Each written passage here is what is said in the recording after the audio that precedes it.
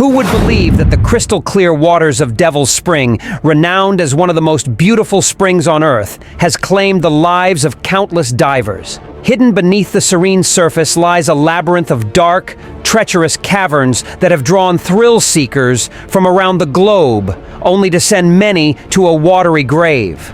From inexperienced explorers ignoring warnings to seasoned divers vanishing under mysterious circumstances, this seemingly idyllic spring has earned its chilling reputation as one of the deadliest diving spots in the world. The question remains, what compels so many to risk everything for a glimpse into its depths? One of the greatest locations on the planet for cave and scuba diving is Florida. Because Florida boasts a wealth of karst topography in addition to its warm shoreline waters.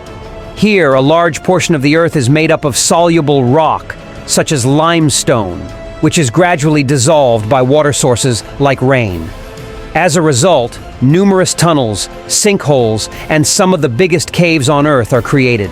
It should therefore not be surprising that the state has a number of diving locations that are among the most dangerous in the world. Jinny Springs is a privately owned nature park situated in Gilchrist County, northwest of Gainesville, Florida. Yet again, the state is home to hundreds of thousands of freshwater springs. But Jinny Springs undoubtedly draws the most tourists of all of them, frequently reaching hundreds of thousands annually. For scuba divers, the park has been a must-visit destination since the 1950s and 1960s, when the sport first gained popularity as a leisure activity. Actually, there are 3 primary diving sites on the property. The Ballroom, which is a spring that is 100 feet broad and 15 feet deep, shaped like a bowl. A welded-on grate at the rear of this spacious area keeps visitors from entering the bigger cave system, which is linked to it. The Devil's Spring system is the 3rd dive location, and the Santa Fe River, which flows directly through the property, is another place to go scuba diving. The Little Devil, Devil's Eye, and Devil's Ear are the 3 distinct springs that comprise the Devil's Spring system. The park has a rule that prohibits entry to the underwater tunnel system by people who are not certified in cave diving. The no lights rule is strictly enforced for inexperienced divers. This is due to the fact that the Devil's Spring system's pristine, clear water attracts many visitors. On any given day, it is reported that divers can look up to the surface and descend as far as daylight will allow them to count the leaves on the trees. There comes a point at which surface daylight ceases, and the no lights regulation is intended to keep uncertified divers out of the caverns below. The basic idea here is that inexperienced divers are less likely to attempt exploration if they are unable to see. However, it is evident that swimmers and divers must abide by that rules for it to be effective. This system has seen a good number of tragic diving accidents due to its widespread use. There had been at least 28 recorded fatalities inside the Devil's Spring system prior to the investor ever acquiring the property. After he assumed power, rules and regulations were implemented, and for a while they appeared to be effective. There was not a single fatality on the land for 6 years, until August 11th, 1986. 3 electricians from Iowa, Gary, Mike, and Dennis, had decided to take a much-needed vacation to Florida. The 3 wanted to see what all the commotion was about, so they put Jinny Springs on their agenda. They had to disclose that none of them had any kind of diving training or certification when they came to the Jinny Springs desk to register and complete the necessary papers. The Jinny Springs desk clerk informed them of the no lights rule and marked their status as uncertified after looking over the paperwork. The brothers accepted this, and after following the correct procedures, they departed from the registration desk and headed to the Devil's Spring system. The problem was that the brothers intended to bring underwater torches with them. They had no intention of going to one of the world's most popular cave diving locations and not exploring any of the caves. After the completion of the masks and air tanks attached on their backs, they each placed their regulators in their mouths and entered the Devil's Spring system. Their diving strategy is thought to have involved entering Devil's Eye, then passing through portions of Devil's Ear, and finally emerging into the Santa Fe River. But 3 hours after they went into the water, Gary's wife Glenda was standing beneath a notice that said, "Dangerous caves along the riverbank." She waited anxiously for the boys to come out, but so far they had not been seen. After a long wait, she proceeded to seek assistance and met diving icon Wes Skiles, who was well-versed in the Devil's Spring system. Unfortunately, he was also well-versed in body recovery in underwater caverns, having brought at least 20 dead cave explorers back to the surface by 1986.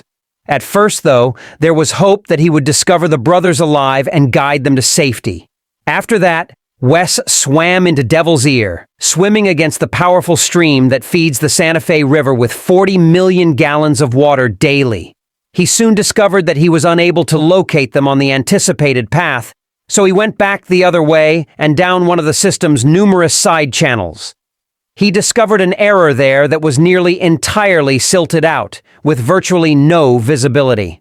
Then Wes discovered Gary alone, already dead, just past the silt out. The bodies of Dennis and Mike were only a few feet away. They were all wearing lights that were still on. Things at Jinny Springs settled after their disaster for a while, and mishaps became rare. But in early 2001, things really took a turn for the worst. On May 7th, at approximately 11 p.m., Steve, a 40-year-old man, anchored his boat in the Santa Fe River and got dressed. He intended to map some of the Devil's Spring system's uncharted territory while he was by himself. In contrast to the boys, Steve had over 13 years of extensive cave diving expertise. In addition, he was a cave diving instructor and had completed hundreds of dives at Jinny Springs. Steve flourished in the uncharted regions of the system, and he loved laying them out so that other divers might take advantage of them. But what he truly enjoyed was being the first person to see these places. He was already in charge of 1,200 meters, or 4,000 feet, of newly marked passageways. Now, from the riverbank, divers come across a warning sign just inside the system. Steve probably didn't even see it because he had been in Devil's Spring so many times, but it's big and features a Grim Reaper image. Essentially, it says that divers should turn back to avoid death. Once more, though, this was barely taken into account by divers like Steve, so he accessed the system by swimming straight past it with the help of his handheld dive propulsion device.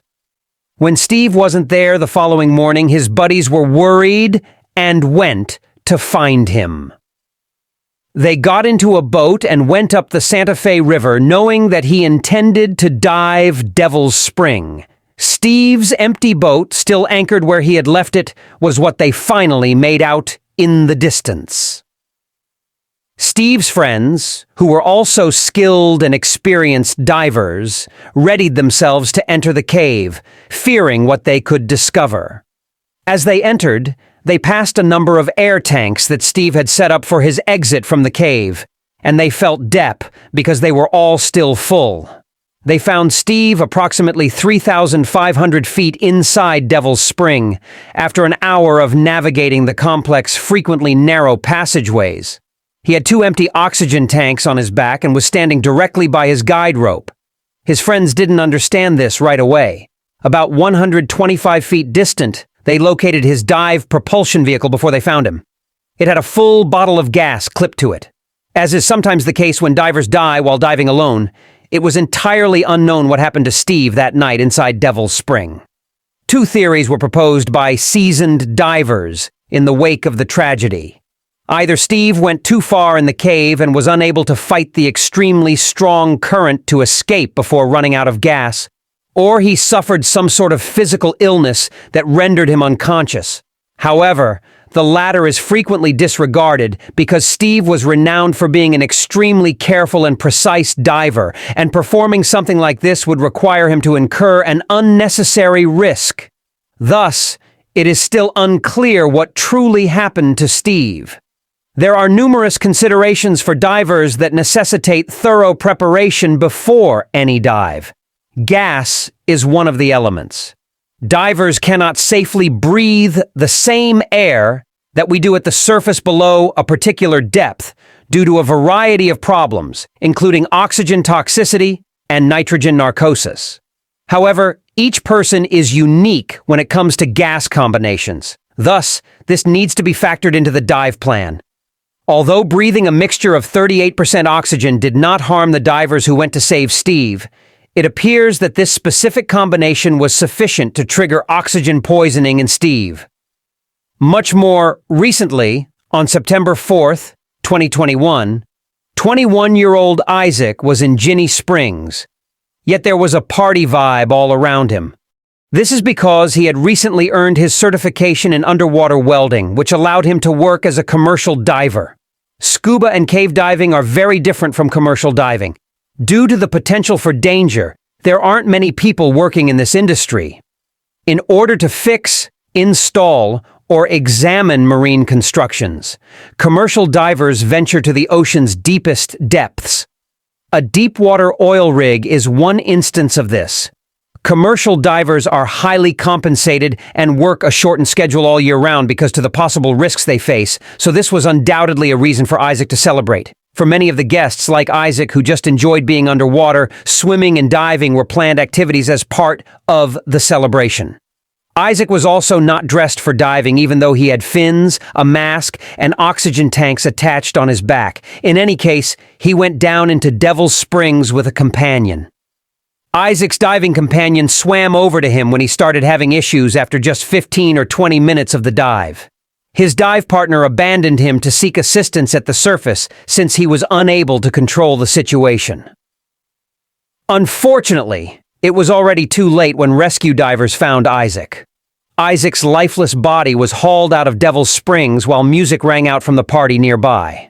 After being informed of the tragedy, his family hurried to the scene and discovered that despite the partygoers' obvious knowledge of Isaac's passing just seconds before, the celebration was still in progress.